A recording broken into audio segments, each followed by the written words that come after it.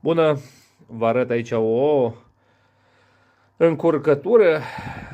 Eu am primit aparatul ăsta de la cineva.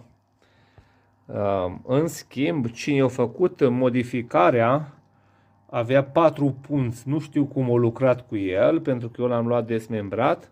În schimb, puntea 3 lucra cu puntea 1 și erau schimbate între acestea două. Cineva le-a montat greșit și nu mai știu să le pun înapoi. În schimb, acum în seara asta am găsit motoarele la fiecare, am verificat și l-am pus pe linia cea bună. E ora 12 noaptea, cred că mi-ajunge pe astăzi. O seară bună. Așa, i-am schimbat și la placa asta, i-am schimbat bateria. În schimb, merge foarte bine. Da, aici e ecranul de întâmpinare. O seară bună!